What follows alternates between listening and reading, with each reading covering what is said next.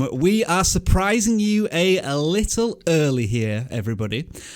I want to try and test something this week, and it involves us going a few minutes early. So this is an unofficial welcome to the vidIQ live stream. Jeremy looking very enthusiastic about this new idea that we're going to do. But what we're going to do right now is we're going to just do some casual shout outs, say hello to the hardcore fans who join us every single week here on the live stream. And then around about 11 o'clock, we're going to actually go live officially and jump into the live stream. So what I'm going to do now, fingers crossed this works, you should see a 5-minute countdown on screen right now, and that is going to count down to when we actually go properly live. So I can see lots of people saying hello now, Jeremy. So first of all, Jeremy, welcome to the live stream as usual. We're going to do a couple of shout outs now, as we usually would do. So Skylar the Curator, hello to you. It's me, Annie. Be Virtual, the Epic Gamer, you just got your shout out. 77 Gamer, Project Cruises. Jeremy, who have we got on the line as well today? We have Sub to PewDiePie. Sub to PewDiePie, of course, who's losing right now in the race. We have, wow, it's going so fast. Harry Footy. Jorsi I like that name. Rodriguez. Can't pronounce that one. Skipping. Alex, Will, and Levy the Knob. Yeah. You have to appreciate here, folks, that as the chat comes through, it's like going dun dun dun dun dun dun dun super fast, and we've got to try and read out these names, and sometimes they're really obscure and weird. And both Jeremy and I really struggle with this. But Spencer's Nursery, hello to you too. Redline Gaming, Gibson's Vlog, Alex, a very simple username to say there. X2M, Klein Fane also here as well. And then if anybody's got a username which is longer than 20 characters, I haven't got a chance of reading it out before it disappears off screen. Some good news though, last week my chat was not working. It is working this week, so I can see everybody talking to us. We've already got 100 people joining this live stream, so that's awesome. 3 minutes and 30 seconds, Jeremy, until we actually officially go into this week's live stream. I should now also mention, but we'll tell you again after the bulk. Oh, my countdown has disappeared, so already got technical issue. Brilliant, awesome. I'll have to guess when we're actually going to go live. Yeah, we're going to be doing live streams after we do the bulk of our show. So if you want your channel audited, then fill out the form, but we'll have a full checklist later on. Jeremy, I've had a very, very, very busy week this week, doing lots of PewDiePie stuff, channel doing really well. How's your week been? I hear we have some new website stuff going on at vidIQ.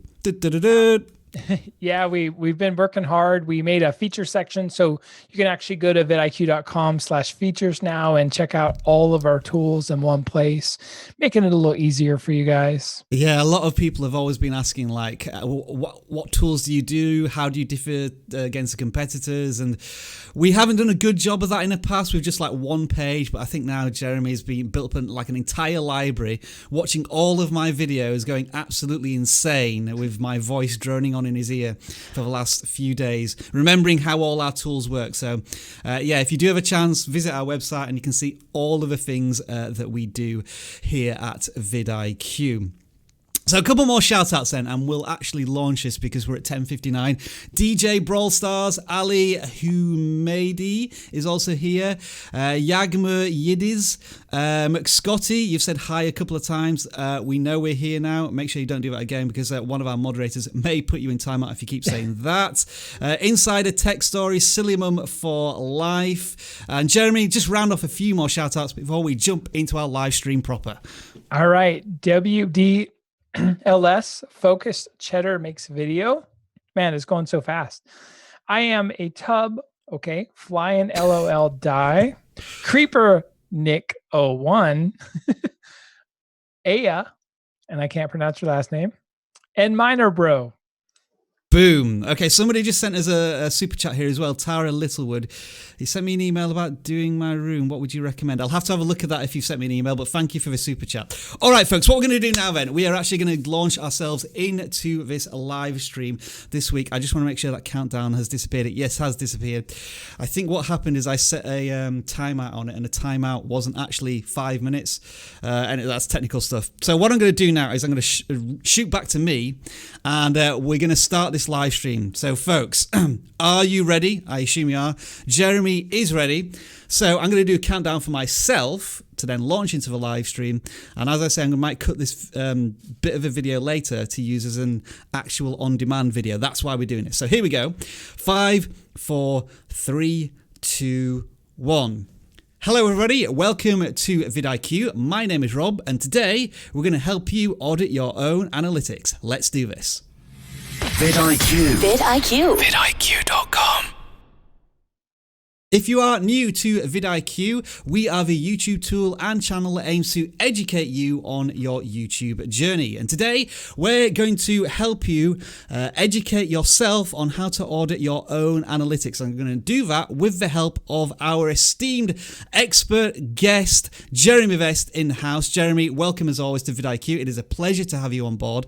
And you wrote an article a little while ago, which was all about how to audit your own analytics. And we do a lot of this through thumbnails, titles, banners, but there's certainly a lot of devil in the detail when it comes to numbers. And I think you have 7 suggestions here that you're going to rack off, and we'll summarize these all at the end of this video. So folks, you don't have to make any notes, take a screenshot when I bring it on screen. But Jeremy, take it away here. How should we audit our own channel? The first thing you want to do is you just really want to get used to studio beta and the classic until it goes away analytics, and just get familiar with all the little buttons, and just really spend, take like 4 hours one weekend or afternoon and just really dive into it and understand what's going on. One of the things people don't do very much of is you can actually see on most metrics like subscribers and views, you can see them by subscribers and non-subscribers. So it's really interesting to know that a lot of the channels I audited from an analytics perspective only get between 5 and 20% views from subscribers. So and that's quite important, isn't it? Because what you want to be doing is, it's always good to service your own subscribers and feed your community.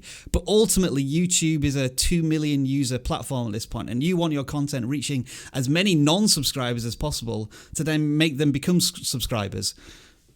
And we found something very interesting. If you have a lot of subscribers, you're going to get more views. We've found that from data analytics. However, let's say you have 100,000 subscribers, you may only get 10% of your views from that, from those subscribers. So it's interesting. Yes, you will get a lot more views if you have 100 subscribers versus 1,000 subscribers in general. But it's not like all channels get 10 or 50 or 100%, subscribers are not watching at the same level. I think there's a lot of reasons for this, but the biggest is I don't actually think everyone's notified, all the subscribers are notified when a new video comes out. Yeah.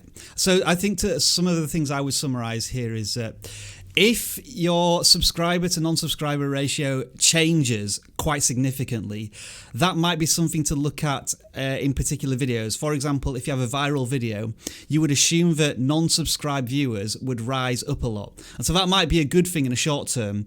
And also this changes from channel to channel. For example, an educational how-to type of video, which is very search driven, you would assume that the non-subscriber rate is going to be a lot higher as well, because people get an answer to the question, they may subscribe, but they may then never watch another video. Whereas with a vlog such as Casey Neistat, you would assume that the subscriber rate is a lot higher. So there are shifts in there, and I think that's just something to keep an eye on, isn't it? And find a benchmark, a baseline, and then see how that shifts depending on the type of content you create. Yeah, absolutely. All right, number 2 then. The next thing is find out what content generates the most engagement. Now, a lot of these things that we're talking about, you can actually natively find in the vidIQ channel audit tool. So you don't have to dig around too much for a lot of these things. So for example, on the vidIQ channel audit tool, we can actually show you your top 20 videos with the most engagement.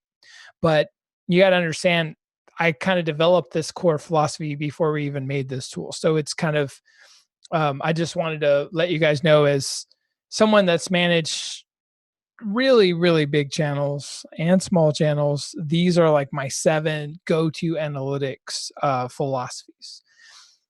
Rob, what do you think about why would someone want to find out what content generates the most engagement?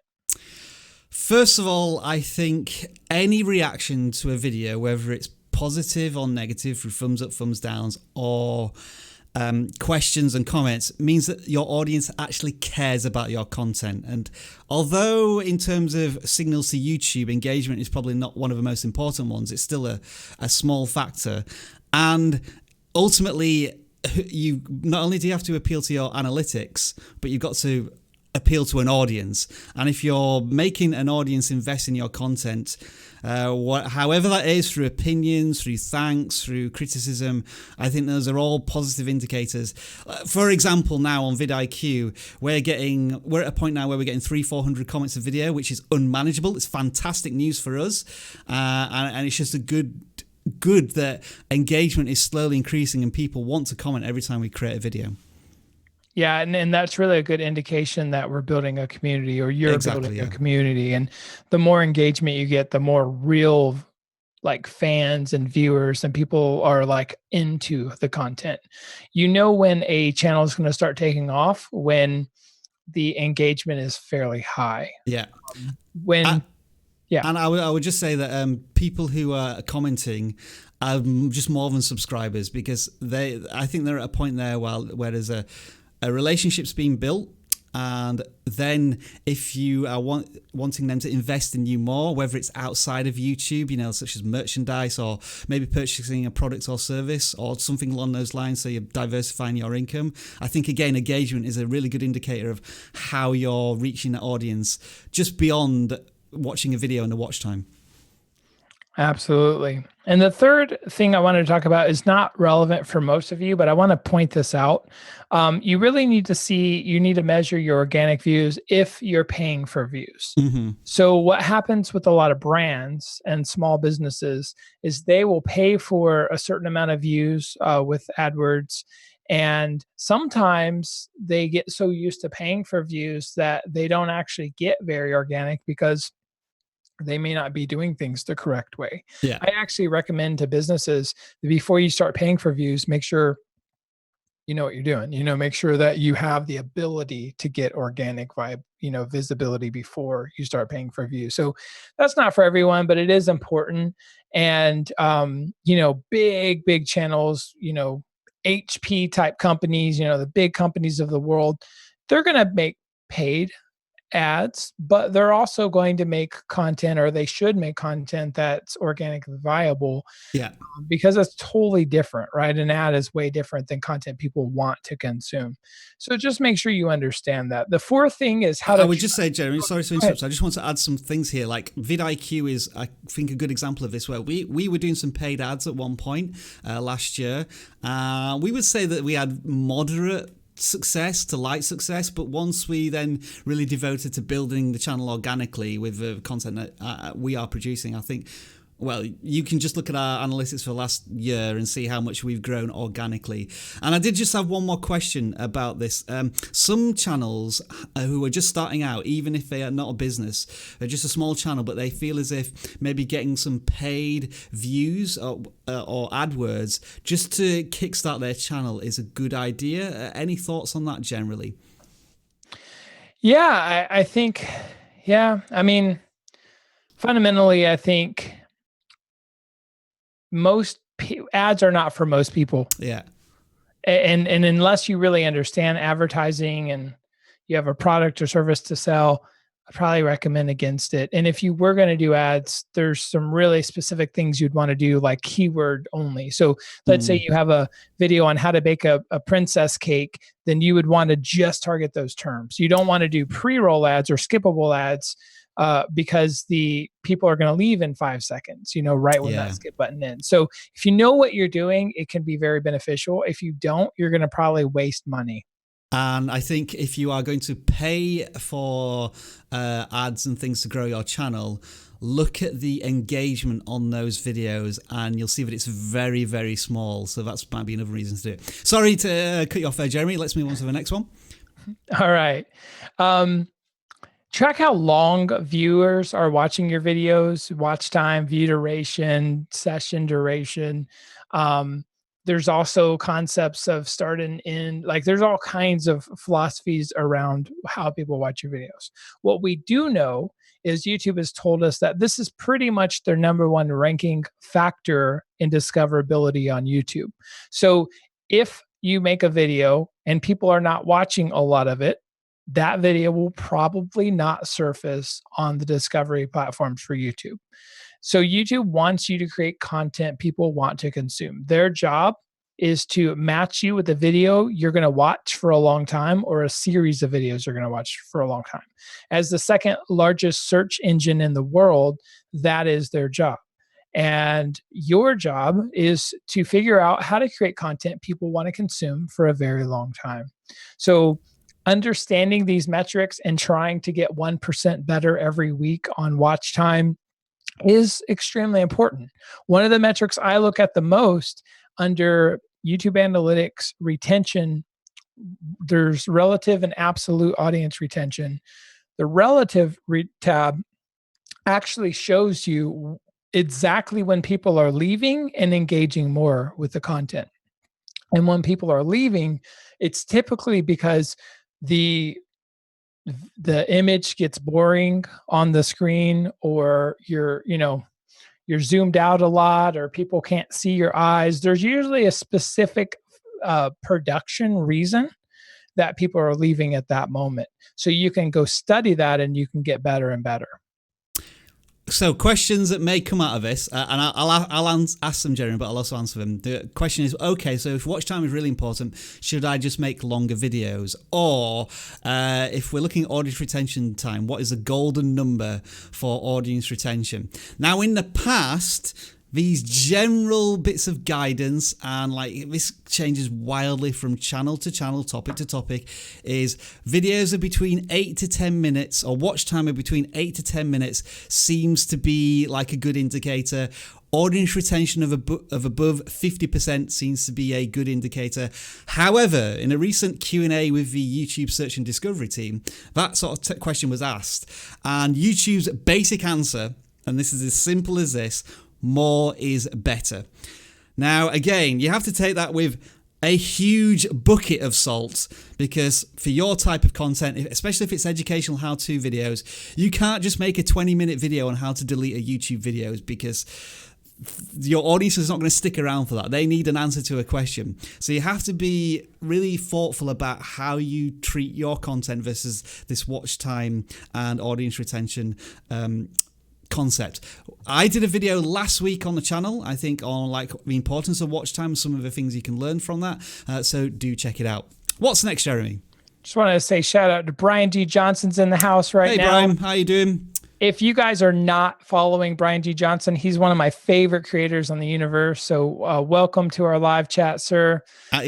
Fascinating story about his channel recently being demonetized, and it did an open letter to YouTube, which is a brilliant watch. So I recommend everybody check that out as well.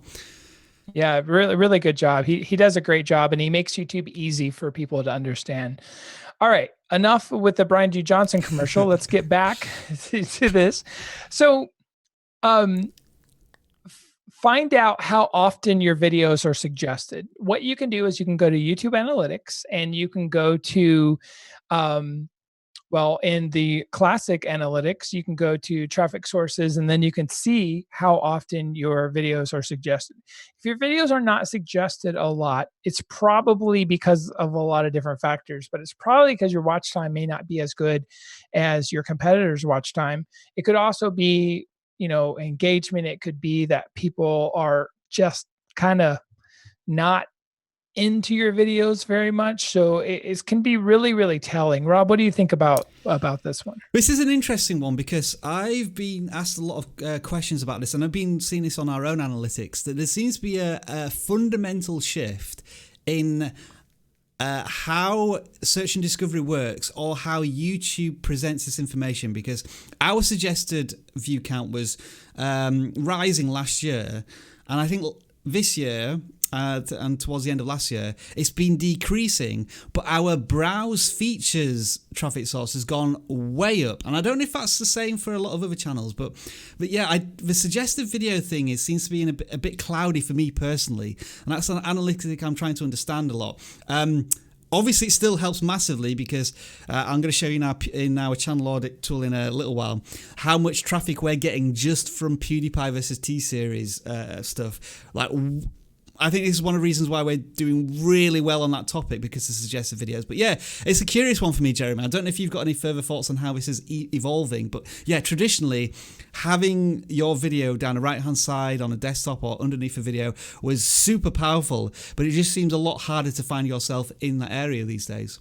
Yeah. So I was speaking at VidCon London, and I was attending, where we were there, right? And I was attending Daryl Leave's talk, and he said he had a stat that YouTube told them that now 80% of views come from suggested. So one thing I can tell you is YouTube is definitely suggesting videos. They may not be your videos, but they are suggesting videos.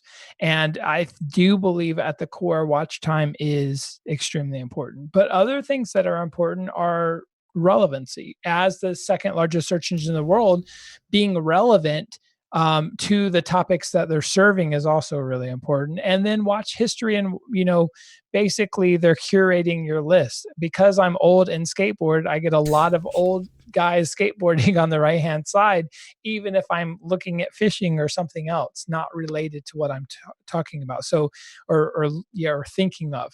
So it's a curated list based on your watch history and based on what YouTube deems to be good enough to watch. All right, and what we got next? All right. Discover which videos have the highest audience retention, which is very similar to watch time. Yeah. But it basically is the 50% or 70% instead of the overall watch time. Now, in my opinion, let's say Rob has a video that is 10 minutes long and 30% retention. So 3 minutes, right? He has a video that's watched 3 minutes. I have a video that's 2 hours long and my average view duration is, 5%. If my video... Quick, do the maths. What is that? 5% of 2 hours? I have no idea. Let's just say, okay, let's just make it easier. I don't know. Let's just say my video gets 20% view duration, but at 5 minutes of watch time. Yeah. And you have higher retention, but lower watch time. Yeah, the conundrum. 9 times out of 10, what we've seen from the back-end analytics is my video with less retention is going to get more, more shares and discoverability than your video, even though your retention's higher. So at the end of the day, it's about watch time, but retention can be important. And what we're finding is retention, like Rob said a minute ago, is like after 50 or 60%, it seems to trigger the suggested algorithm more now. And then the last thing is just understand all your traffic sources. Did you guys know that a big part of some of our videos actually come from google.com? Yeah, that certainly, again, for educational how-to stuff, and there are times when you do a search on Google, and even now, they kind of do that little preview video, which is a direct link to a YouTube video. So it can be, it's like the largest search engine in the world is feeding the second largest search engine in the world. And Jeremy, if you were going to sort of compare YouTube and Google, how can you help rank a video on Google as opposed to YouTube? So what you'd want to do first off is you would want to know what people are searching for on Google, right? So if, for example, one of the videos that did extremely well for us was YouTube hashtags. We ranked #1 on YouTube and #1 for the video pack on the Google results page for YouTube analytics on google.com and youtube.com. So what Google is doing is they're incorporating more video into their Google SERPs or search engine result pages because of the contextual relevance. Google's .com's #1 job is to answer questions with the most relevancy as fast as they can, and YouTube's job is pretty much the same thing. In the next few years, video is going to be about 80% of the bandwidth of the entire internet. So it's people are just searching more visually now than they ever have in the past.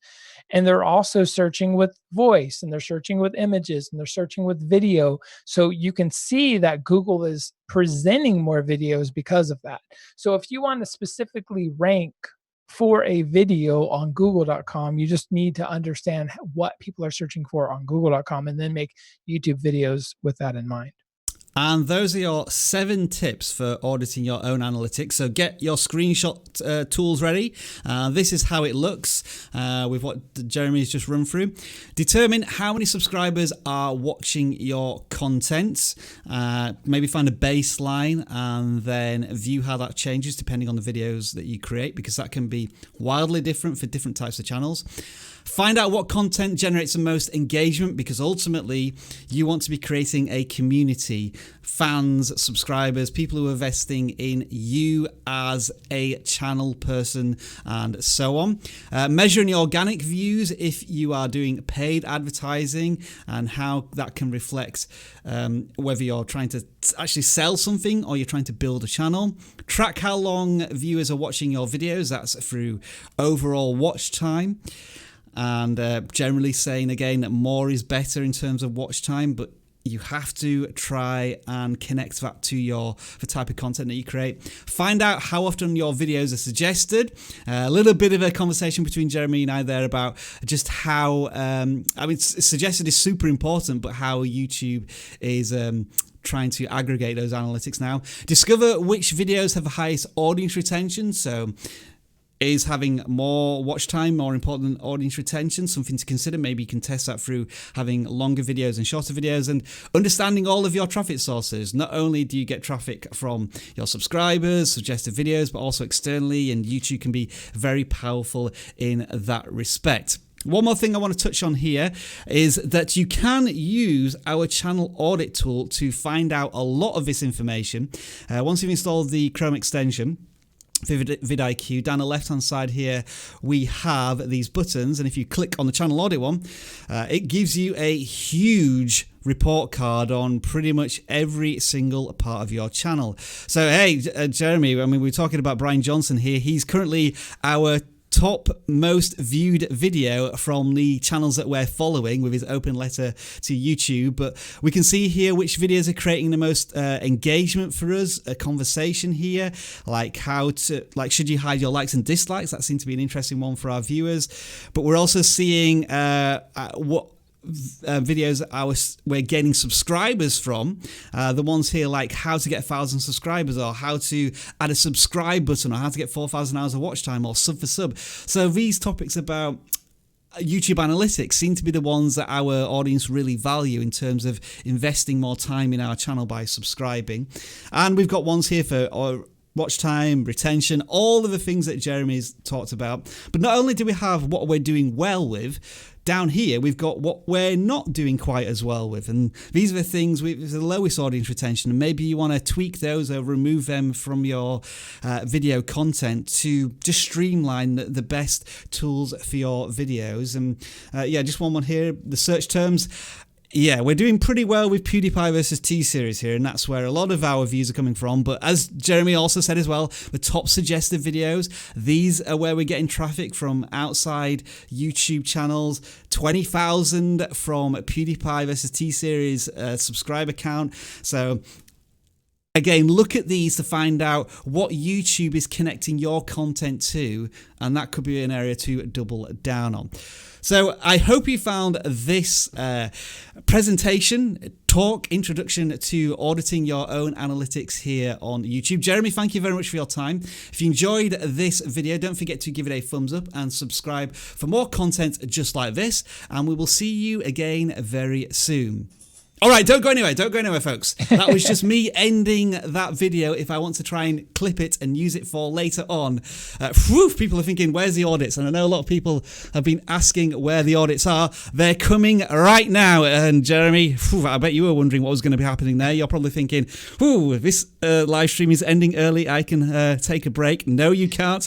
We are getting straight into the audits here. Folks, here's how it works. That shouldn't be the right one. Okay, we'll have to use this screen. I just redone this screen because I spotted a spelling mistake, but I forgot to put it in. So this is how channel audits work. There is a form in the video description. If you fill it out, I will add you to the list and we will try and audit your channel. Jeremy, have a guess. How many channels have we had submitted this week so far? 130. We're up to 70 so far, so you're a little bit off, but we'll probably be there by the end of today.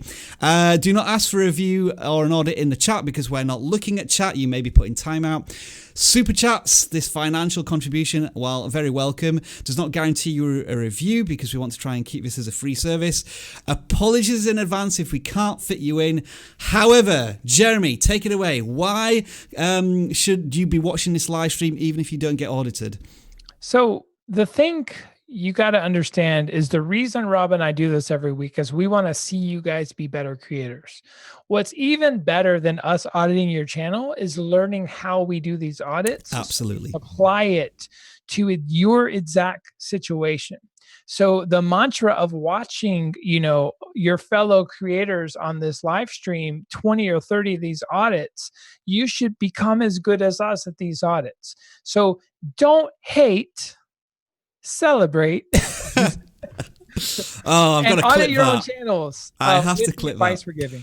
What was that? Don't hate, celebrate. Love it.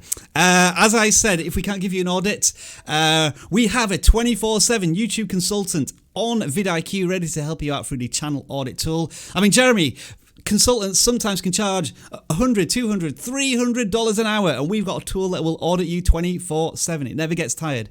And finally, even though this is spelt wrong, opinions, it should be opinions, are based off of our first impressions and our experience as video creators. We get it wrong sometimes, we know that. And if what we're telling you you've already tried, that's fine. Break the rules. Well, don't break the community guideline rules, but once you understand how generally a channel should grow and like the general advice, you're more than welcome to go in the other direction, something alternative, because who knows, it might work for your channel. I think we're getting better at these disclaimers, Jeremy, and saying like, if we're wrong, then it's not our fault. All right. Jeremy, are you ready to audit the first channel of this week? Let's do it. Let's do it. Okay, I'm just going to share my screen. Can you see my screen? Yes. Yes, you can. Okay. The transition is coming up right now, folks. We're going to audit the first channel, and it looks something like this. Ender Keenan. Channel here with 755 subscribers, and it's a channel filled with skits and parodies, 2 videos a week it looks like. And what are first impressions here, Jeremy? I mean, I'm liking the thumbnails here straight off, and it's one of these channels where I always have difficulty categorizing these skits ones and parodies about how they grow a channel because it's kind of like fame hacking and following trends. But I think generally in terms of foundation pieces, very good for the channel. Yeah, absolutely. And I call this the Tick-Tock Effect.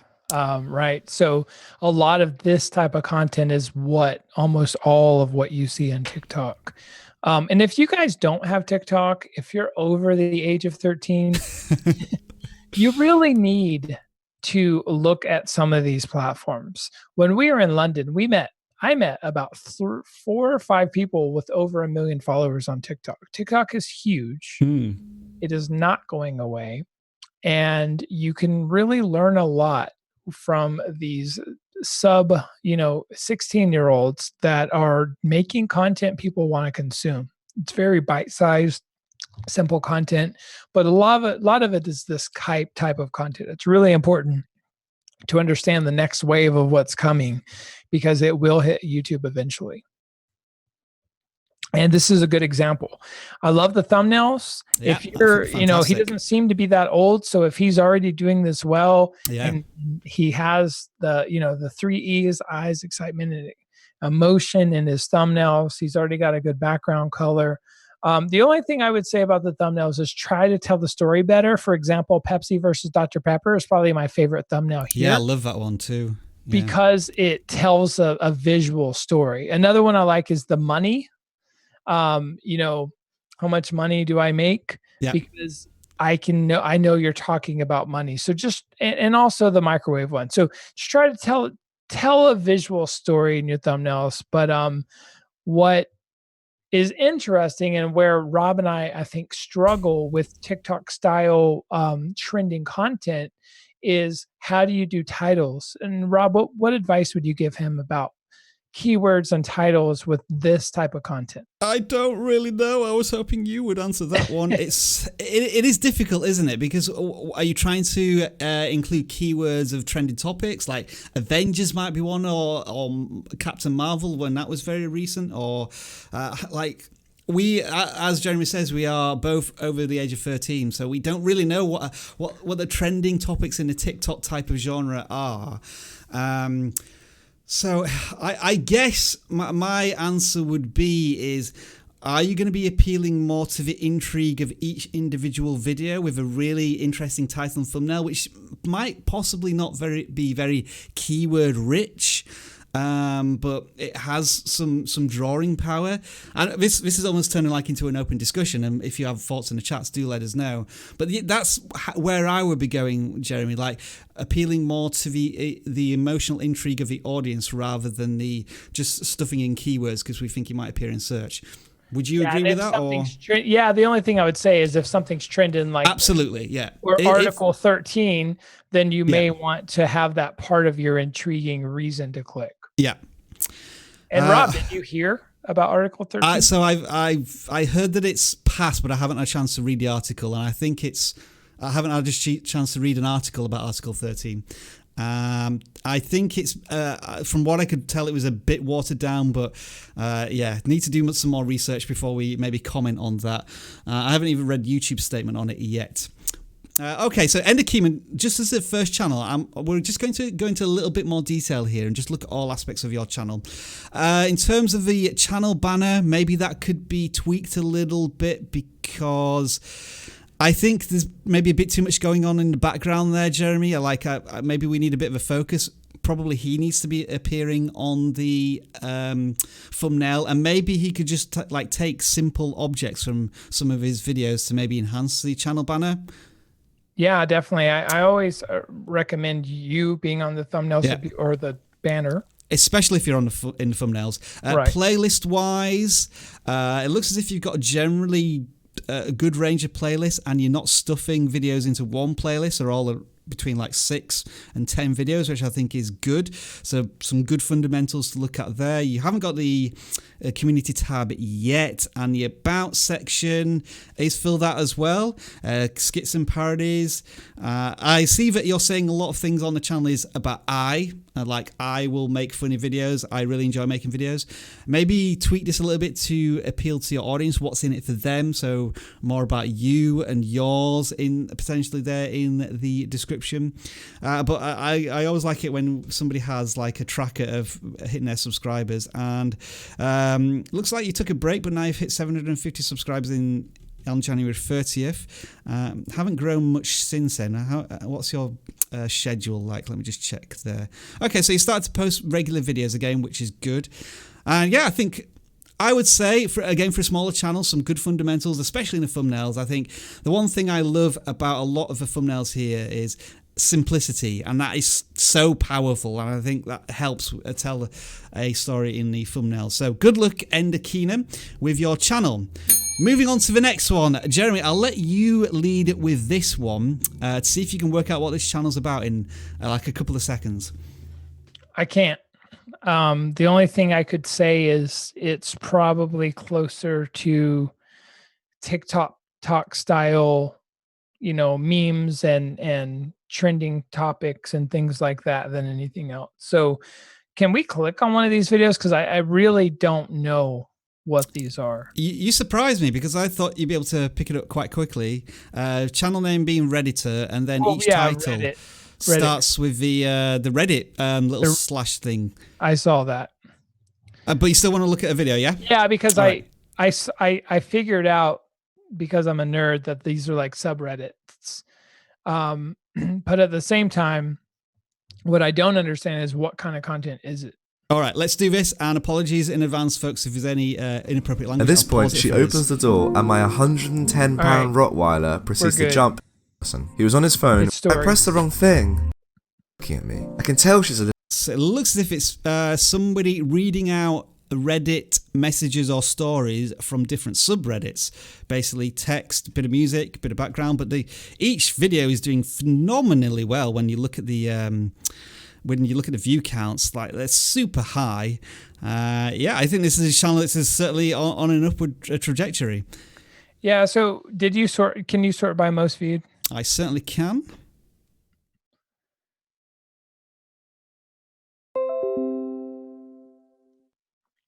So, a lot of these videos have done really well. And my guess is 20 of these videos probably drove 95% of your 14,000 subscribers. That's my guess. So I guess the question I have, I think the thumbnails are great because I do, yeah. They're nice and consistent. Yeah. And they've got this, like, although this chat style isn't necessarily connected to Reddit, it's sort of consistent in that so you know exactly immediately that this is a Redditor video. What I wonder if you could do better on is actually using the word Reddit. I don't know if you can or not, like legally, but I wonder, instead of just r/, I wonder if you should actually type in Reddit. Or something like Reddit reads, or, could you make a new term, like almost like a meme, out of what this category is? Are other people doing this, like reading, making stories out of Reddit, making story videos out of Reddits? Could you try to actually be on screen and read them out loud? Kind of like Matthew McConaughey or a famous actor or musician, reading hate comments and things like that. So, is there another format here? I will say that even though you have a lot of views, the videos themselves, the way they're formatted, they're kind of boring to me. But if maybe you just care about reading, it's fine. I'm not sure. I guess that's where the creator needs to look at the watch time and see if that's affected. My guess is that because each maybe Reddit message is between, my guess, 15 and 30 seconds, it keeps the viewer interested. But yeah, you're right. There could be some opportunities there within the videos themselves to increase watch time.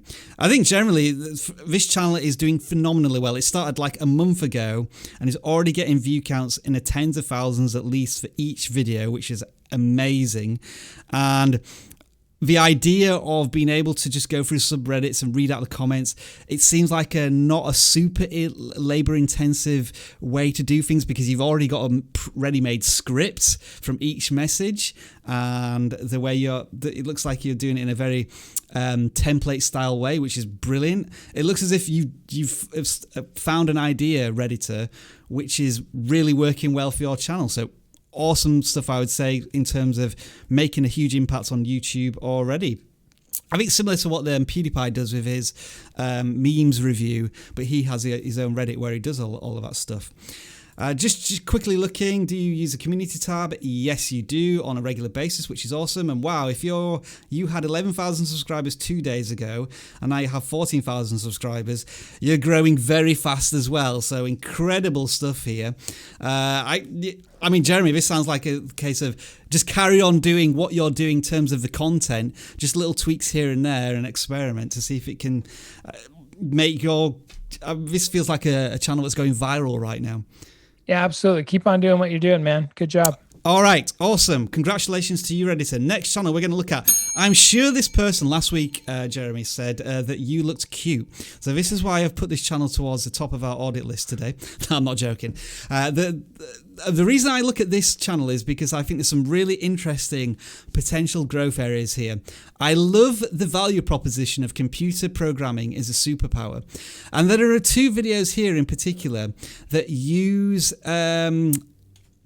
again, like the fame hacking kind of style of how to make Iron Man Jarvis through Python 3.6. I mean, Jeremy, is that like a programming language? Yes. So we're not really sure what Python 3.6 is. No, Python's programming. It's programming, but how would you make... It's a platform. So so if we're going to make Iron Man Jarvis AI, what would that be? Like you program it to talk to something that would be Jarvis, or... Yeah, I don't know. All right. We're not all right. We're not sure on like what exactly you do in these videos, but the fact that you're connecting a programming language to something a more mainstream culture seems to have really helped in these two particular videos. I think this is an area of where you may be able to create a real niche content and build out an audience from it. What else can we see here, Jeremy? I mean, already focused on Python programming language may sound a bit dry to a lot of video creators here, but it's always going to be tens, hundreds of thousands of people who are interested in this, and if there are not many channels creating this sort of content, then they can start to become a real authority in it. Yeah, a couple of thoughts I have. First off, I'd put your face on the banner so that people can connect to you. Another thing I would say is with the thumbnails, I wouldn't make them cute necessarily. I would make them, you need to make someone understand what you're doing. So for example, with the how to make Spider-Man AI with Python, like if it's an audio, like you're doing audio AI, you need like a visual of audio going, in Spider-Man, near Spider-Man's mouth or something. Right. Okay. So you need to visually tell the story a little better so that people visually understand what your video is about. I personally would never use white backgrounds on a thumbnail because it blends into the YouTube AI and or interface UX, and it just doesn't make you pop as hard. If you look at the bottom left thumbnail with the wood texture, it just pops out harder than the other one. So I would not use a white background. And then just make sure you're really understanding what people are searching for. Type in _Python and then make a space. And then make a space between the underscore and P. We always have this moment each week where I kind of get it wrong. So learn Python is the #1 search term within Python. Let's just do a quick result on that one, see what comes out. So Python tutorial for beginners. There's some channels here with some huge views as well. So you definitely want to just get a little better at understanding the match of search intent and passion that you have to teach something like Python. So, learn Python programming for beginners, and then Karen AI, whatever, Spider-Man. So I would use that main phrase first, and then what the video is about second, and then up your thumbnail game, and you should be good to go. Yeah, and I would just finish off with saying here, Ash, if you can create a video series out of this concept of somehow creating Python language content that ties itself into popular culture, I think that could be a real niche area to grow at your channel. All right, next channel we're going to look at here is God's So H-Man. I think it's supposed to be God's So Human, just shortened a little bit. 89 subscribers here. Jeremy, do you want to take this one away? Lead with this one? Sure. So go back to the banner real quick. Yep. So the first thing I would say is the banner looks old and boring to me, and I don't mean that disrespectfully. I'm just giving you my honest opinion. It was kind of like a placeholder, but now it needs to be modernized for 2019. This banner does not inspire me to want to know what the channel is about for a few reasons. One, there's too much text. I'm not going to read that much because I'm like most people on the internet. We don't have a very long expense. Attention span. Thank you. So then also I'd put your face there, or you holding a Bible, or something that's just more dynamic and fun and like inviting. Like I would say this banner lacks warmth of inviting me into your world. And then on the thumbnails, if you are doing vertical videos, that's fine, but try not to do vertical thumbnails because you literally become almost a postage stamp size. Yeah. These examples here. Yeah, vertical thumbnails are bad. So try to take a picture with your phone and have a full picture for your thumbnail of you holding a Bible or visually representing what you're talking about, or the scripture or whatever. Just try to make it more inviting. Again, think about what is people searching for? Why would they click on your thumbnail and your video versus someone else's?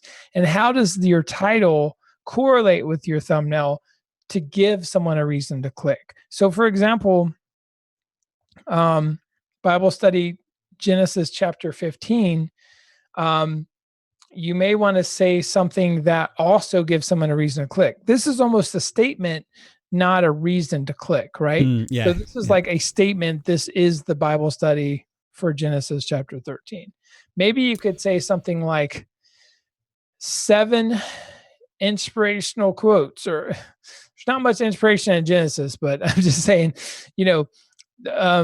or an important line or phrase, or what you didn't know about Genesis chapter 15. Yeah. Things like that, giving someone like a quick snippet of a reason that they should click on that video. And the thumbnail should also do that. So both together should really make someone that is searching for Genesis chapter 15, make them give them a reason to be invited, to feel like your warmth, and to give them why are they going to click over you versus someone else. I'm just going to do a quick search for Genesis 15 and see what comes up for thumbnails and titles. And look at this first thumbnail. So Jesus and Abraham, and it's just a really beautiful picture that looks inviting to me. That's a thumbnail that I would click on. Yeah. Okay, I hope you found our suggestions useful there for your channel. God's So Human, and good luck with that. Next channel we're going to look at here is Slapfist Jr. I remember that username from last week and I found it entertaining. And here we are with 123 subscribers. Quickly looking at your channel, I see a clear channel focus here on a tank game. However, I'm asking the question here, what tank game is it? I think it's HMH, possibly, but I don't see that in all of your video titles. So again, looking at this from the complete layman's person, and perhaps how a YouTube algorithm may look at this. It sounds a little ridiculous, I know, but if you're not including that same keyword of a video game title in all of your videos, it might not help YouTube just correctly categorize your content and serve it to the right people. So I would be definitely including which tank game you're specifically talking about. Thumbnails, they are custom to a certain extent.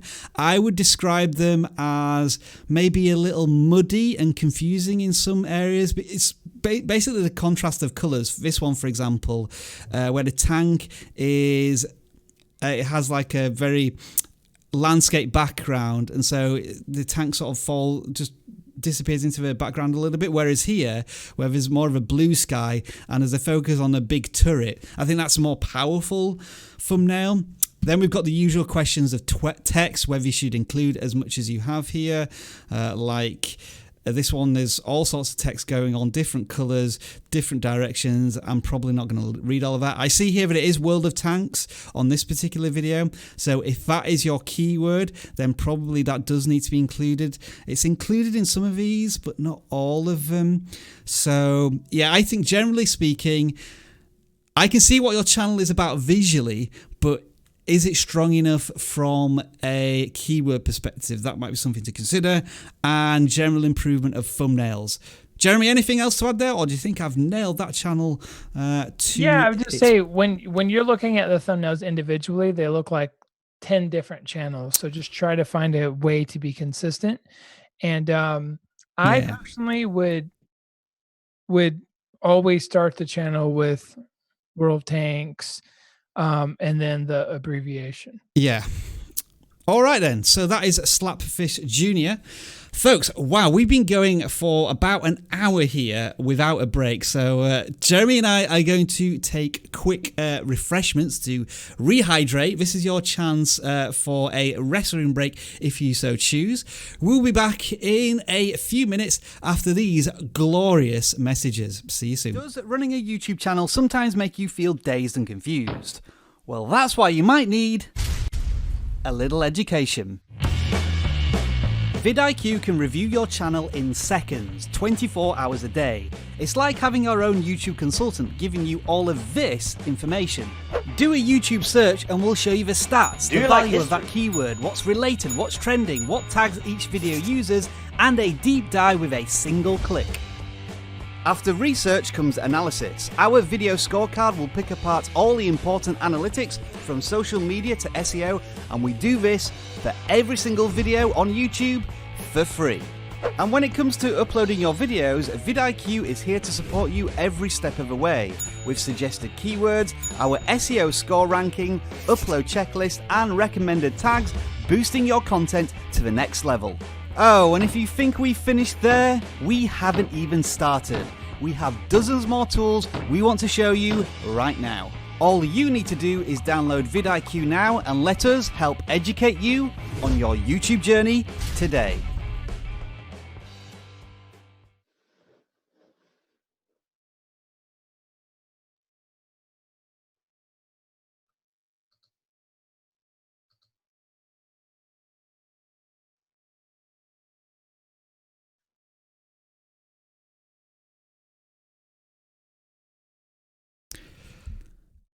All right, folks, we are back and we're going to jump straight into round 2 here, but we're going to pick up the pace a little bit. We've gone into detail on a few channels so far, but we're going to try and be a little more broad, overarching opinions so we can get through some more channels here. We're now up to 100 submissions, so let's try and get through as many as we can with as much helpful advice as we can. Jeremy, this channel here, we're looking at another gaming channel.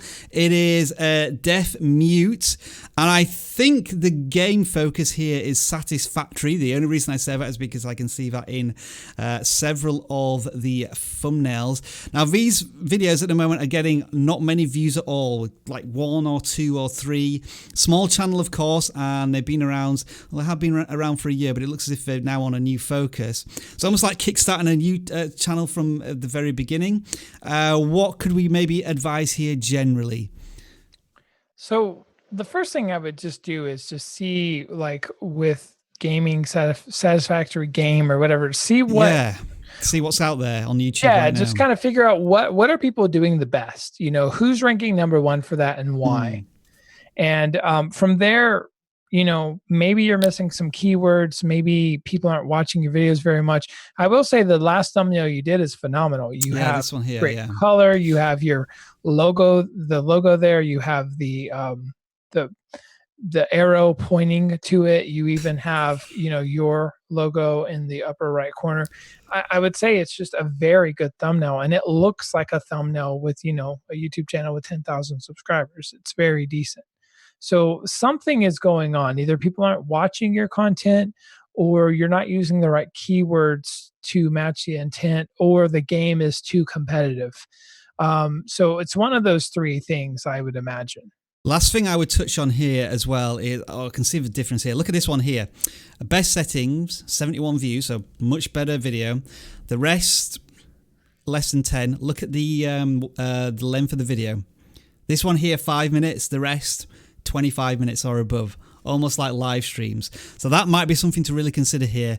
Really targeted videos that give advice in a short amount of time, because somebody might be looking at the video in the thumbnail and thinking 38 minutes, I ain't got time to watch that. So I would say maybe make your next 5 to 10 videos less than 10 minutes and just see if that makes a difference as well. Like, this is maybe something that people are searching for, satisfactory best settings.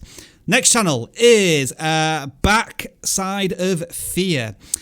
Okay, so this is big, busy banner, taking action against fear, overcoming stuttering. I think we've had one of these type of channels before, and I always just take a step back in here and say, thank you very much for sharing your message and being brave enough to put it out there on YouTube. I think we need more channels like this to bring out the good stories on YouTube, or how it can, this type of thing can really give a person confidence, and share it, and people viewing this content, they see this content and they know that they're not alone in whatever challenges they may be facing. So awesome for that.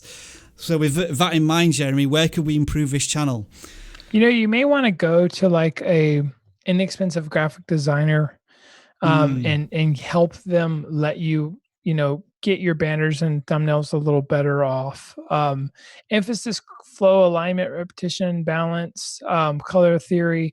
Your banner's just kind of busy. And an example of that is new videos every Monday and Thursday should probably be the third or fourth smallest thing on your banner, and it's actually one of the biggest. So I would have your face the biggest, and then I would literally just say something like, taking action against fear and overcoming stuttering, the second biggest, and then the third would be win. So way too much text, too many logos, too much stuff going on with your thumbnails and your banner. The size of your faces is good. Yeah. The background color is not real inviting to me. It just feels like almost like a PowerPoint slide or something. So I don't think it's very appealing in my opinion. And also I don't think it complements your skin tone. I think it actually makes your coloring look different. Yeah. If that makes any sense. Yeah. That'd be like a woman in a green dress having a light green background would be weird, right? So I think like changing the background color, removing 80% of your text. My favorite one is seriously, relationships in between circumstances. That's my favorite thumbnail by far, because your face is big and you just have one word. I would echo what Jeremy says here. I think if we would just look at it from a design perspective, I think that the most appropriate word would be bland.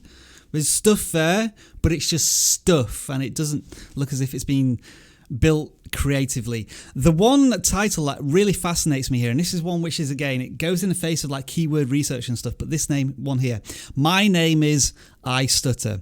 And that as a title in itself feels really powerful, and I don't know if that's contributed to the extra view counts that you've got from that one, because that just looking at that title, what triggers in my head is there's a story of struggle here, and I want to know more about it. So I think that's a brilliant title in one sense, but again, on the other side, you've got to have search intent if people are searching for stories about and challenges and how to overcome stuttering and so on. But yeah, and it's a completely different thumbnail as well. So I hope you found those tips useful there, backside of fear. Moving on, we are looking at John Shepherd Fitness, approaching 1,000 subscribers. Now let's have a look at the thumbnails here, Jeremy. I'm going to do a bit of stereotyping of fitness channels here, but I would probably expect imagery or like, I don't know, big muscles. This is going to sound a bit creepy if anybody's just joining the live stream at this point. But like people in motion, like whether it's stretching or lifting heavy weights, or maybe I'm misinterpreting the channel because it's not necessarily about building muscle; it's about gaining fitness. Well, let's talk about this, right? Because visual storytelling is what a thumbnail's baseline. Absolutely, yeah. Good thumbnail's baseline is. So push-ups for pups. What if you're doing a push-up and a dog was on your back? Yeah, exactly. Yeah. Injured, I think the injured thumbnail is phenomenal. Yes, me too. Absolutely. And it looks like you're in shape.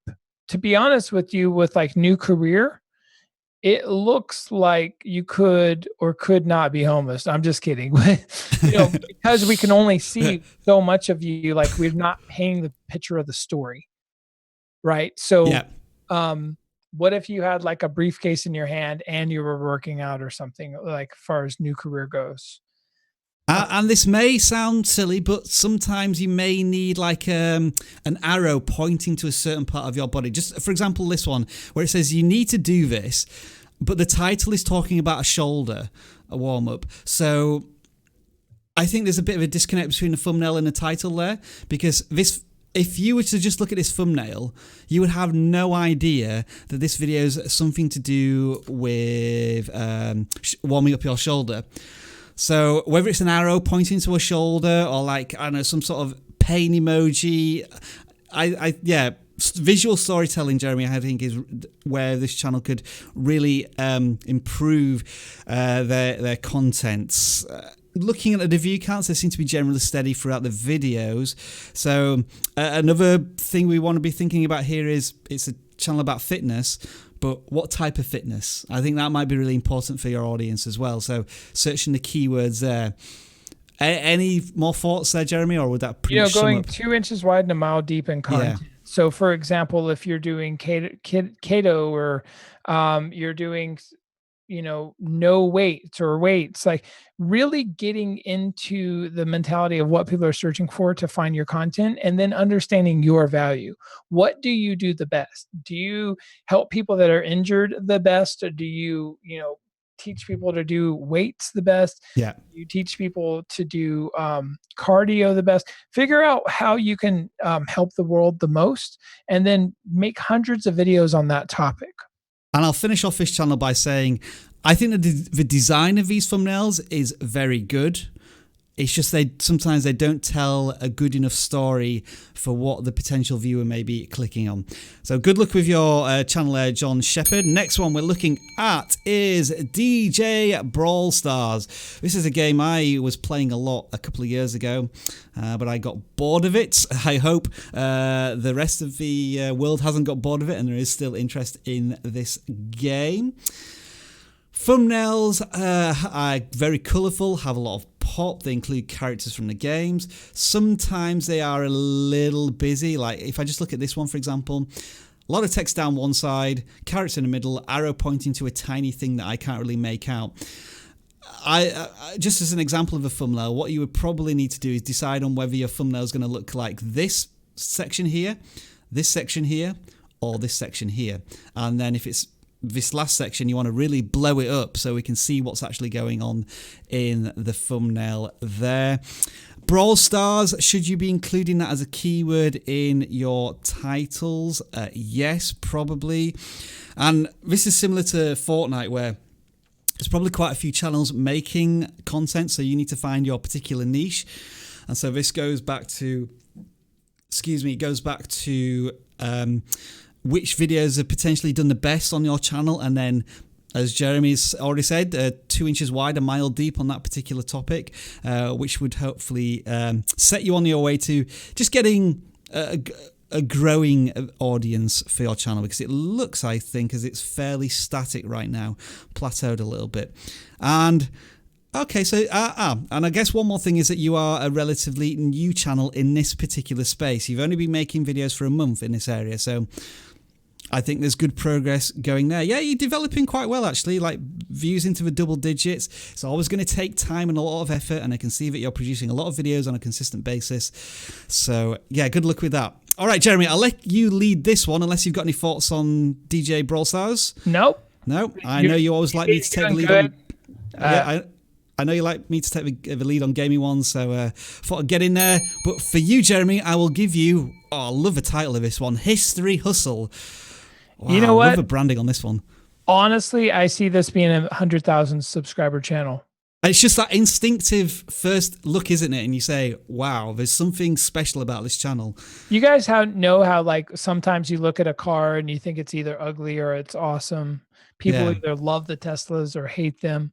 Your first impressions when you go to a YouTube channel are important. The reason we're going so crazy on banners and thumbnails is because of this. I go here and I'm thinking this looks as nice as the History channel, right? Yeah. And a graphic designer must have done this. And, the thumbnails are consistent and they look amazing. Why do they look amazing? Because they're telling a story.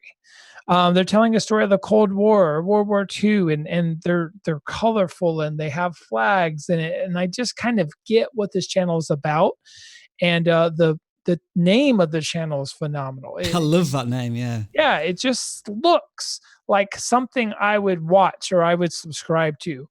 So you guys can't underestimate how important it is to give a good first impression and to have consistency on your thumbnails. Where I see this channel struggling is the titles and keywords. Yes, I was thinking the same thing. So, you're not going to rank with 1.5 thousand subscribers. You're not going to rank for Cold War very easily, or World War II very easily. They're very competitive terms. So you may want to look at specifically like what was the biggest thing that happened in Bulgaria in World War II. And, was there like a place or a thing that happened? And maybe you want to make a longer tail title. And I was just interested because they're using the square brackets here. Right. Could that have that could potentially have an impact on keywords? Maybe. I mean, we always talk I'm about how. I'm going to say no. Right. But at least when I talked to YouTube about this a few years ago, that answer was no. Okay. Well, I've been put in my place there. But yeah, generally speaking, the titles are perhaps a little too broad. They're short.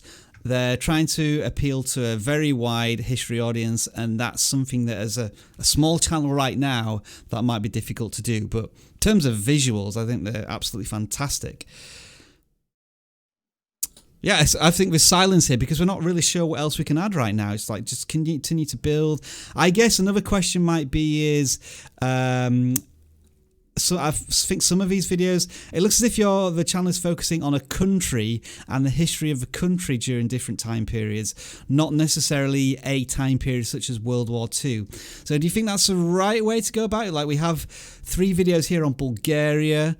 Then... Yeah, so what I would do, I'm a big believer of...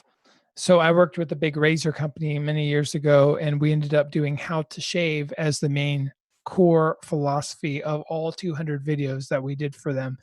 And I think you maybe like World War II, type in WW2 real quick and let's see what auto populates. Okay, let's do 2 and not II. Or do you want to do II? WW2 is fine. All right. No, like just do WW2 and then see what auto populates. Oh, okay. Type that, 2. Yep. Okay. Zombies, apparently. It's coming up with Call of Duty stuff. That's why the video game is interrupting the flow of this. So maybe it could be something like the history of World War II or something like that. History of World War II in Bulgaria. And basically find the main core term that people are searching for and then make 100 videos on that. Yep. History Hustle, we love your channel. We wish you the best of luck building that channel. Right, next one, My Bourbon Journey. Let's very quickly give this channel some simple tips on thumbnails, I would say, because let's just take this as an example of how text sometimes can be very destructive in a thumbnail, in that there's too much of it. The colors are all over the place. It's really distorting with the background. And then your main focus of this video, which I assume is a Basin Bourbon whiskey, which is this thing here. Without using the magnifying glass, I probably would never see that in the thumbnail. So in this example, you should be taking this glass, blowing it up and sticking it there, bringing yourself and blowing yourself up, so you've got a bit of a YouTuber look on there. And those are the only 2 things that should probably be in the thumbnail. Maybe with a single word that is like, I don't know, tasty, salty, or succulent, or whatever you want to, whatever your thoughts are on the, what am I talking about? I'm talking about whiskey. Whatever your thoughts are on the whiskey. This one's a little better, but it feels as if the video creator here is determined to get like the background of all these bottles and whiskies in there, but when the thumbnail is shrunk down, you're just losing so much detail there. Would you change anything of what I've said there, Jeremy, or do you think thumbnails is really... I agree with you. And the, looking at all of those bottles of whiskey in your studio is probably a cool experience, but seeing them this small in a thumbnail is not a good experience. Yeah. Sometimes visually what you see doesn't translate well to a thumbnail. Yeah. And then the channel is obviously very focused. I think that's good. I like the channel banner as well. I'm starting to see people use established in 2015. Like History Hustle did the same thing here. Look at that. That's a pattern that's just come out of nowhere. There is some text under there that I cannot read at all as well. Any thoughts on focus or... I mean, overall, everything's just too busy. Even your titles. Yeah. And your banner. Yeah.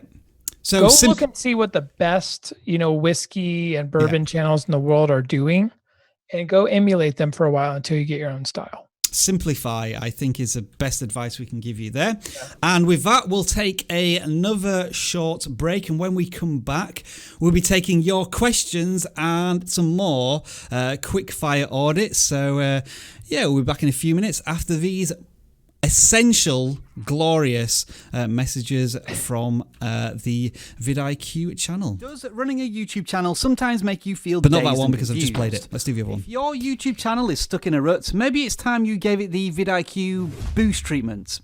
Still not convinced? Here's 10 reasons why you should. vidIQ. vidIQ. vidIQ.com. With vidIQ Boost, you have complete access to one of the most powerful marketing tools on YouTube, the channel audit. It will show you in a snapshot what's working on your channel, what isn't working on your channel, and all of those little things like titles, tags, and end screens that you need to fix. We also take the guesswork out of search engine optimization with our keyword suggestion tools. Knowing what people are searching for means you know what to include in your titles, tags, and descriptions, all of which you can add with a single click. With our competitor tracking tool, you can follow up to 20 channels working in the same video space as you. If their content is catching fire, chances are they're doing something right, and you need to add your own spin to the topic. One of our Boost exclusive tools is Bulk SEO. This analyzes content you have already published and shows you how people are finding that content and how you can improve it further with keywords you're not even using. Have vidIQ do the work for you by alerting you through email with a list of videos that are trending based on your search criteria. If you see a trend blowing up, it's time to ride that wave for massive channel growth.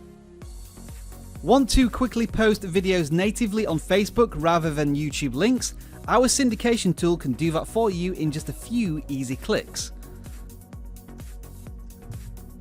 Through subscriber analysis, you can discover what your fans do when they're not watching you. YouTube channel. This can help you discover new video topics and channels of interest, as well as understanding when your subscribers are online, so you know the best time to publish your content. Have you ever wanted to know which channels covering similar topics to you are having viral moments, no matter how big or indeed how small the channel is? Our most viewed tool will help you uncover those hidden gems. With vidIQ Boost, you also get vidIQ Pro features as well, which include our titles, tags and descriptions translation tool, as well as the controversial keyword checker, saving you from possible demonetization flags. And while we're on the subject of upgrade banners and locked features and rocket icons you might have seen as a vidIQ free user, with vidIQ Boost, all of this goes away. You have complete access to every single one of our tools. Our support team is available and ready to answer your questions in the supported languages on screen now. Start boosting your channel today and let us educate you on your YouTube journey.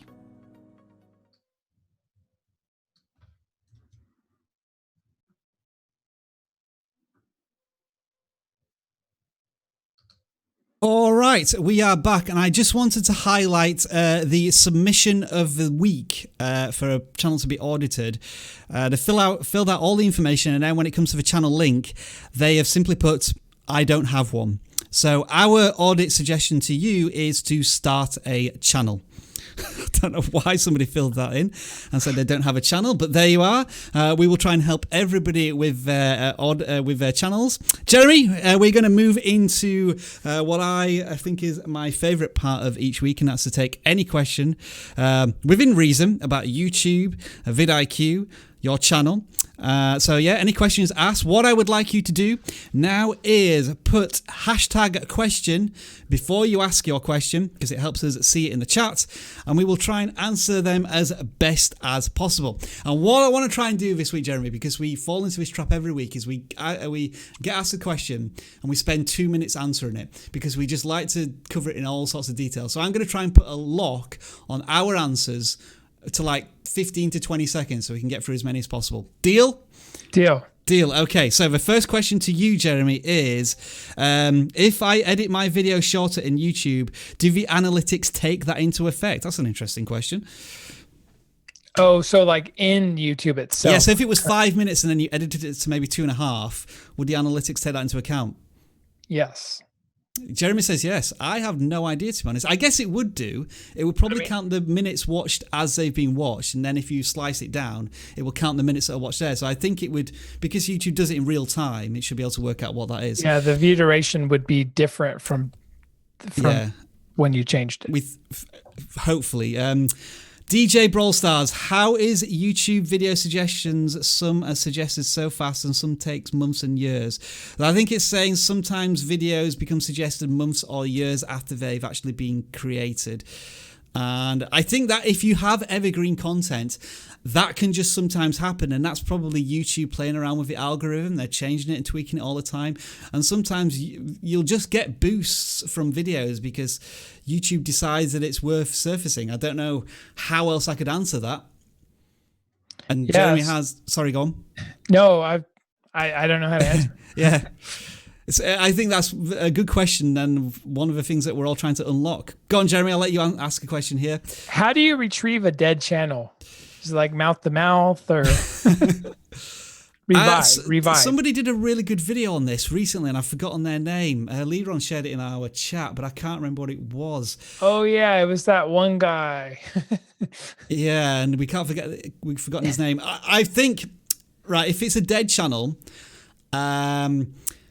I think you have to think of a mentality of it's a brand new channel. So if you're changing your channel focus, you're changing your branding, all of that sort of stuff, that's fine. Commit to it, and you just have to accept that the subscribers you maybe had on the channel that were existing just aren't really much of a concern anymore. You have to treat and it I actually did this channel. Last Friday. I launched my first video in like 6 months, and I was able to get 15,000 views on that first video, but it's a whole different audience. Even though I have like 4,000 subscribers, I've got a new channel focus, and I'm just going to have to be okay, like Rob said, with it being a new channel. Like I got to start over, and that's the way I would look at it as well.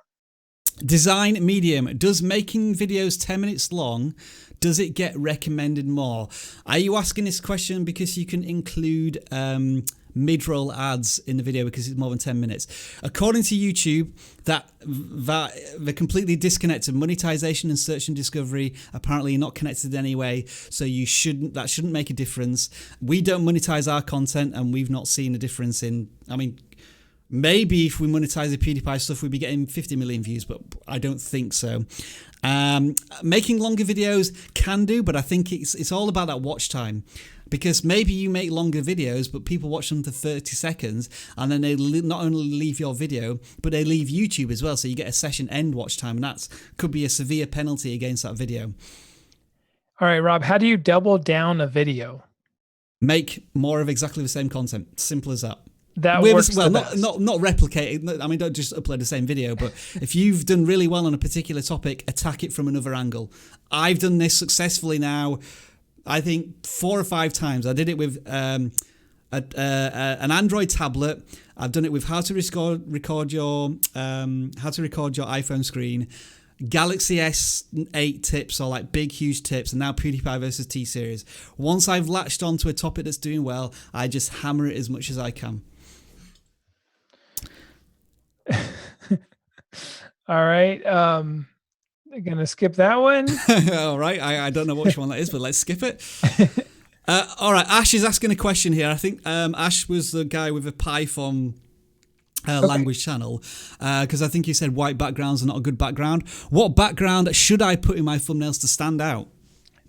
what your competition's not. So yes. The idea is you look at your top 10 competitors and you see what color they're not doing. That's really the trick, is to stand out more.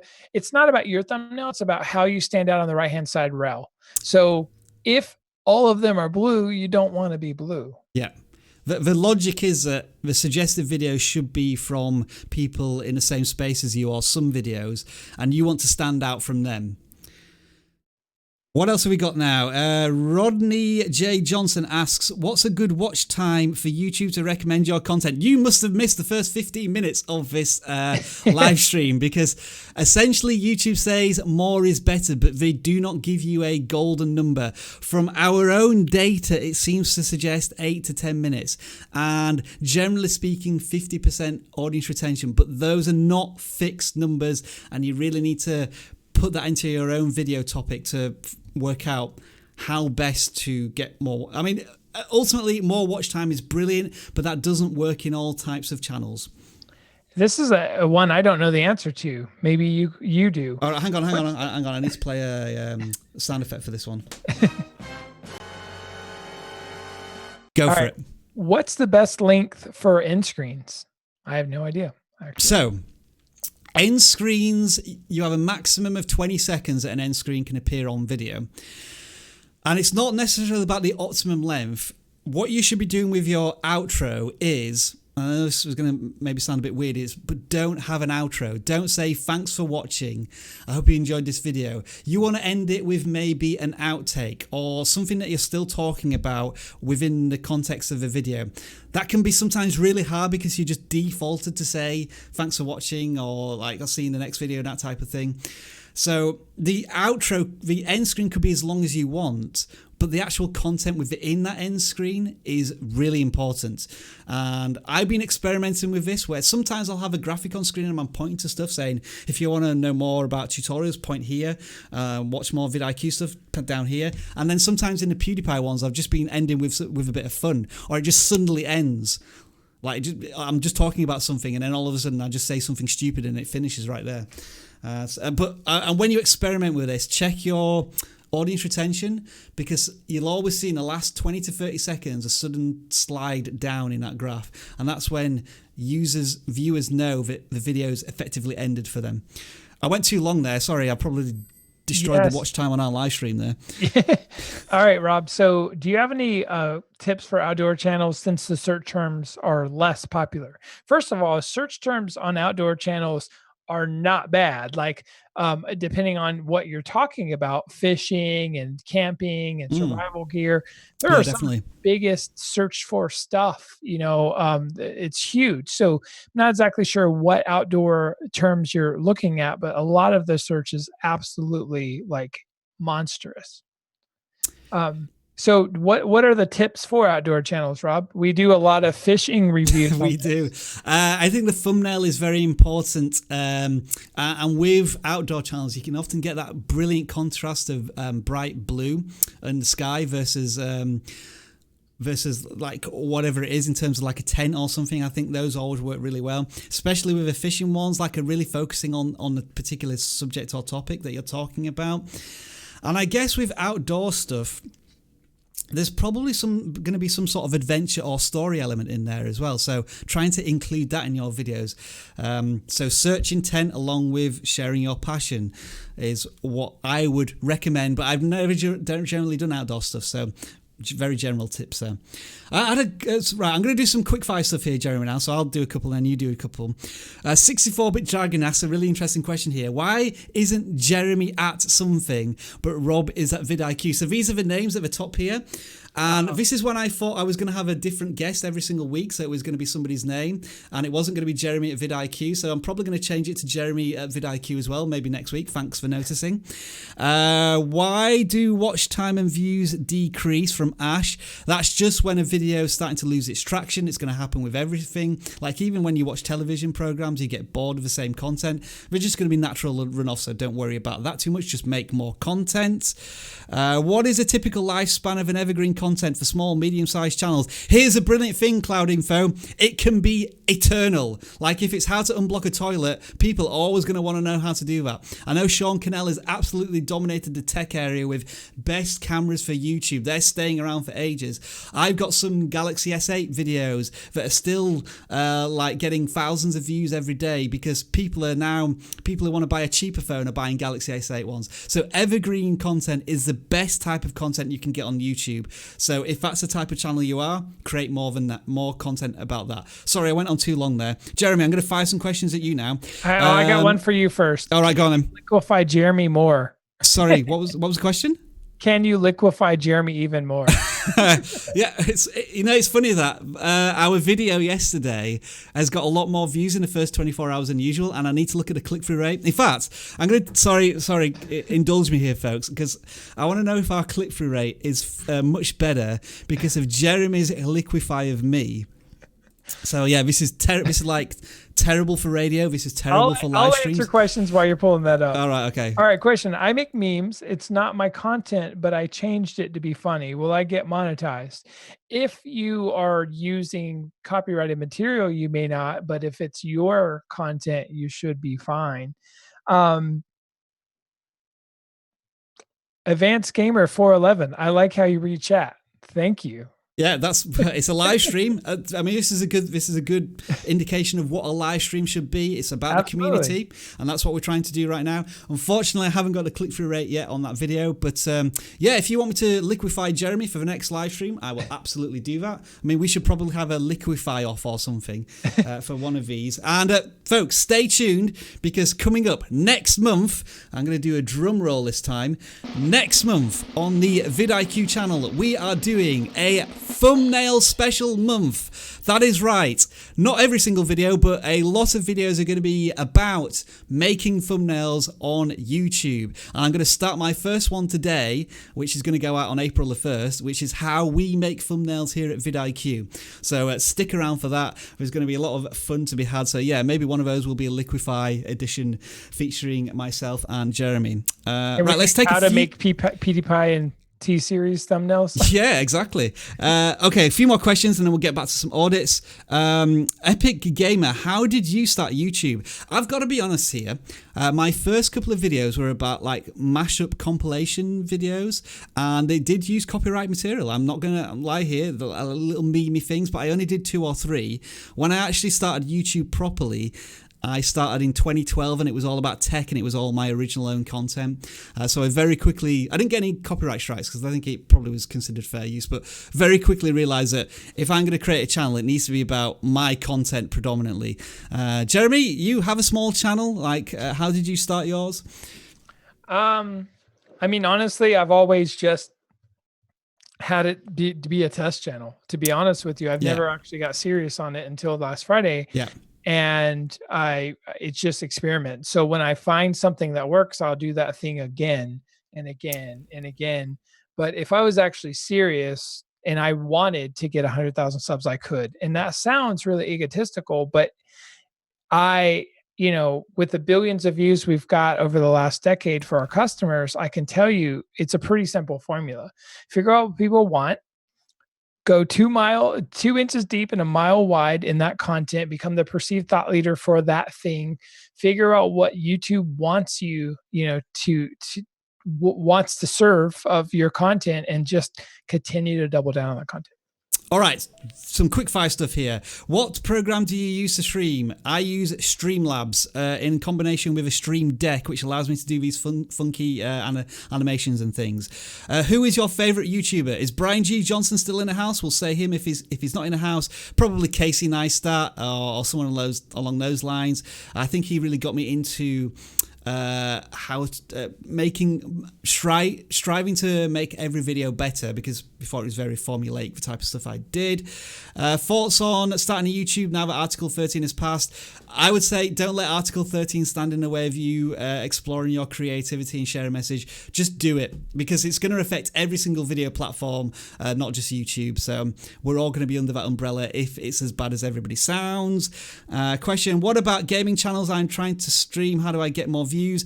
Search for how to start a gaming channel and you will find vidIQ, the #1 search term. Watch that.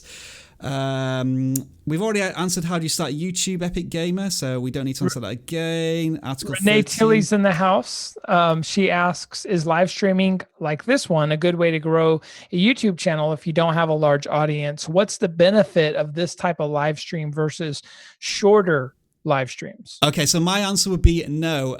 Start a live stream channel it would not be the way to grow a channel. Personally speaking, I'd say live streams are all about your community. Those people who are invested in your channel to a certain extent, they see that vidIQ is going live in half an hour and they think, oh, I'm gonna stick around for that and see what's going on. You'll find that there's a very low turnout versus subscribers for your live streams, and that's just the nature of a business in our experience.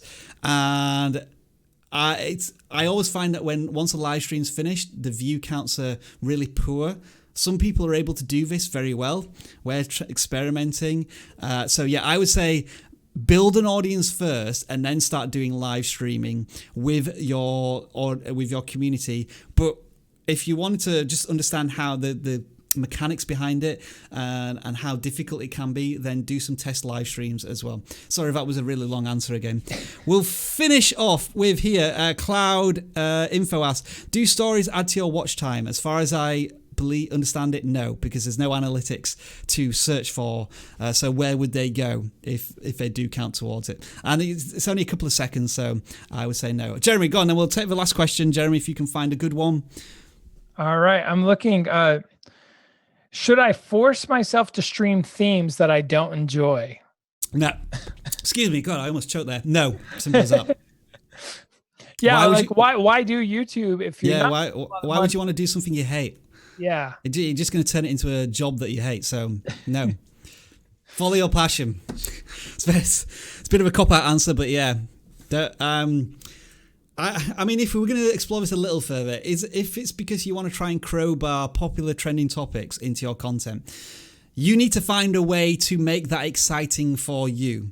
Right. So that's like within your own creativity. Like PewDiePie versus T-Series, to us is interesting to a certain point of view, but I've decided to just have fun with those videos and use it we still want to give you valuable information about the race and what's going on, but I've decided to inject just comedy sometimes, and it's almost like a test bed for having more fun, and that's now starting to trickle into the tutorials that we do. I'm just having more fun, and I think it's working. So that's a longer answer to that question, and we love every question that you asked this week. Thank you very much. And whoops, that's the wrong button. And so is that. Sorry, I'm pressing all the wrong buttons. There we go. What we're going to do now is a final quick fire audit round of channels to audit. So Jeremy, if you can confirm you can see my channel. Wow, that channel doesn't even exist, that one there. So that one's been deleted very quickly. Right, so, and this is going to be the quick fire audit round, folks. So we're going to try and give you maybe one or two pieces of advice per channel to try and get through as many as we can in the time that we have remaining. And we are going to start with Emma Daly, 100 subscribers. Jeremy, what can we quickly improve here on this channel? Yeah, add your face to the banner, and then the fourth thumbnail on the top, do more of that. Your face, great thumbnail. So just make all of your thumbnails look closer to that. Make sure your face is big, and then B&W haul. Just make sure that you're understanding the number top 10 BMW B&W. This is it. Yeah, this is a shop in the UK, and everybody. I always say B&W. It's B&M. Yeah, B&M haul. Make sure you just understand why the top 10 search, results for that search, why they're doing so well, what keywords are they using, what's the formula of their videos, why do they do well and maybe yours don't do as well. So just really explore what they do, and you got this. I just sorted by most popular, and 4 of the top 5 videos are Aldi food hauls. So maybe you could niche down in that area, like the best fruit and veg, groceries, At Aldi, I don't know if you have Aldis in the US, Jeremy, but these are like, I think it's a shop where you get your groceries, but they have like really random stuff in there. So you can go in, you can get a cereal, you can get milk, and then you can buy an outdoor power generator.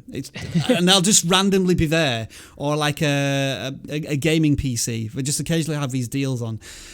So I think maybe, as Jeremy often says, 2 inches wide, a mile deep, maybe focus on Aldi for the next 5 to 10 videos and the different kind of value you can get there. That wasn't a very quick audit as usual, but we'll try our best to go a little quicker this time. MGTVYT Online. Some very simple questions. What is this channel about? Because I can't really tell. You've got Fortnite in one video, Plants vs. Zombie in another one, and your thumbnails look to be screenshots from the video, from the games that you're playing. You need to tighten that up and make them pop. Look at the best channels for this type of content like Ali and Ninja, and see how they do their thumbnails. I'll move very quickly on from that one. Jeremy, Lehan Newell. I don't know what you do. Yep. You should have that in your banner. Like I think it looks to be like some maybe BTS type channel or Japanese K-pop. Right. Yeah, I'm drifting into very unfamiliar territory here. And my question is, do you own the rights to this K-pop stuff? Those are your top questions to answer. This one, the Muck Rapper, trying to amuse tired parents since last Thursday. I like that value proposition. Can I just make you say Mick Rapper 100 times in a row? Muck Rapper. Middle class. Also, it's a middle class rapper, Muck Rapper. I'm getting caught up on the channel name and the value proposition here, so it's kind of working in a way. Well done on the Brexit rap, trying to use pop culture and what's happening trending in the world with rap. That's a really smart idea. They don't always work. Some of the best ideas don't work on YouTube sometimes, but keep on trying them. You got too much text and not enough intrigue.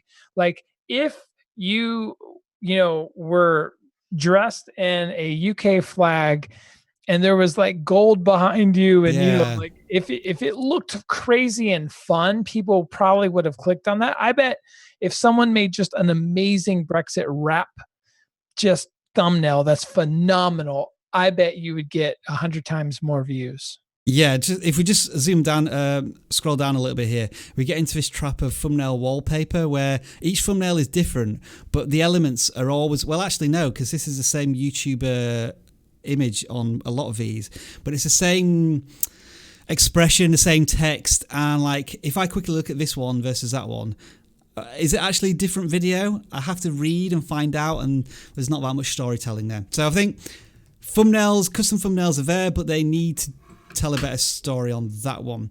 So good luck, the Muck Rapper. Right, this one, Play Worthy. I would instantly say your thumbnails are far too busy. There's a lot going on, like in this one. What am I supposed to be looking at here as a potential viewer? Is it the game? Is it you two? Or is it the products on a table? None of which I can pick out clearly. So simplifying your thumbnails. I guess if we're looking at previous ones, this one's a little better, but they're still just all somewhat too busy. And your faces are way too small. People won't be able to see the whites of your eyes or your expressions or emotions or excitement. And you did 2 videos here on Jump Force, which are much better than any of your recent stuff, and Kingdom Hearts did well. So you're making a couple of videos on these games, and then you're jumping to a different topic, maybe not leveraging that keyword as much as you potentially could. So hopefully you can take that advice on board. Max and Yash. Go on, Jeremy, I'll let you lead with this one because so Max and Yash's font color is very hard to read, so I could barely read that, but I am old. Definitely up your contrast and pop the color more in your thumbnails. I think your thumbnails are too complicated in general. The one that looks like the Pope with a cigarette That's actually a pretty good thumbnail if TAC4 was bolder, because it's a little. It needs to be, the weight of the font needs to be greater. But yeah, all in all, just up your thumbnail game and try to make content that people want to consume. This really looks more like one of the TikTok style channels. So Stereotypes 1, Stereotypes 2, Dude Perfect made the biggest stereotypes video in the world, but they have longer titles than you. So figure out what people are searching for within stereotypes and then make content around that and make your titles much longer so you have a chance to rank. Max Och Yash, you're doing something right though, because you have 100 subscribers and every single video is getting more views and subscribers, and the engagement looks pretty good as well. So maybe that's through the content. Keep it up as well with the things that you're doing right. This is Dairy Daily Videos. I think this is just another case of a channel where it's trying to maybe cover too many topics. You spent 6 or 7 videos talking about Metro Exodus, then Dawn of Man for 2 videos, and Apex Legends. I know this can be really frustrating to say every time for gaming channels, and I know you'll get bored and frustrated with a particular game, but you have to appreciate that when you're a smaller channel, the audience is usually coming for one particular game and they want to know something special or unique about that game, and you need to be able to tell them that as often and as frequently as possible before moving to another game. And within each of your videos, building yourself as a personality or somebody to fall in love with as a video creator outside of a game. So I think thumbnails generally are pretty good and quite strong, but again, it's just this focus. There seems to be, in the last month, you've covered 5 games, and that sounds like too many to me. Jeremy, we're going through, it's like the gaming special now, Jeremy, but I'll let you see if you can pick out anything from this one. Yeah, scroll up to the banner real quick. Yep. Okay, Xbox Gamer Chief, cooking videos on Sundays. Okay. Focus. Yeah. Focus. I think that's really simple. I mean, let's have a look at this. Very simple thing to look at. Views on gaming videos in like the hundreds, 200s. Food video, fall of 25% of viewers.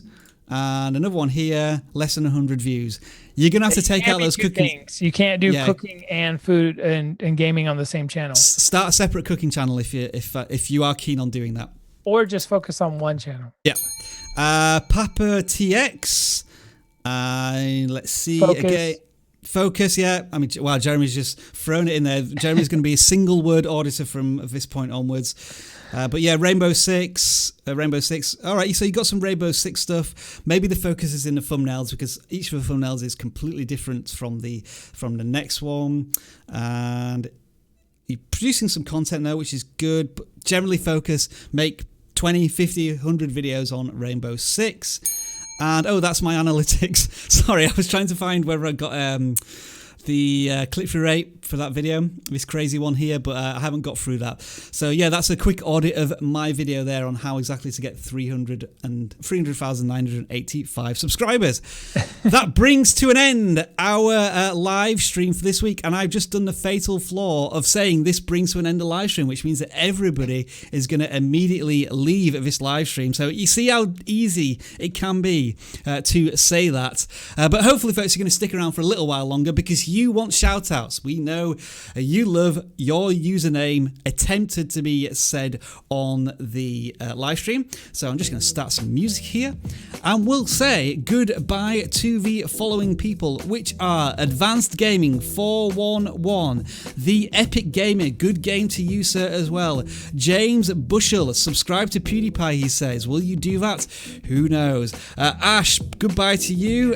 Search results. Oh, now apparently Google thinks I'm talking to it as well. We'll turn off Google there. Mosh Grace, goodbye to you too. Dead Broke Barbecue, Homemade Food, who says hi, but unfortunately we're saying bye right now. ASP Gaming, James Bushell.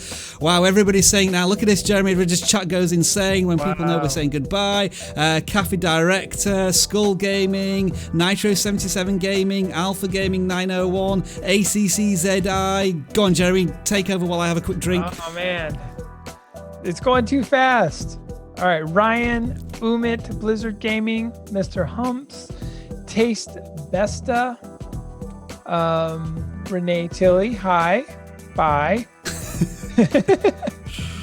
Takes back over. I'm horrible at this. Taste Bester, BK42 channel, Mr. My Creative Life, Supercars, thank you for the super chat, but unfortunately we are saying goodbye right now. The Gaming Master, Calm Simulator Driving, Emma Daly, Silly Mum for Life, Frankie Ferns, Guardian Lola, Cute Content, Ender Gaming, Misha Grace. I'm on a roll here, but now I've lost it. I completely lost it. So I will say, everybody, as always, your time is very valuable, and we thank you so much for spending 1 hour 48 minutes on this live stream this week. If you enjoyed it, make sure to give us a thumbs up. If you are new to vidIQ, subscribe to the channel to get all sorts of useful tips, trips and advice throughout the week, as well as this live stream every Tuesday, and download the vidIQ Chrome extension to get your 24/7 consultant helping you audit your channel. I've been Rob Wilson, this person over here has been Jeremy Vest, and we are now going to wave uncomfortably for a few seconds until the live stream ends. Jeremy, say goodbye. Bye guys. Enjoy the rest of your video making day. There we are. Love it.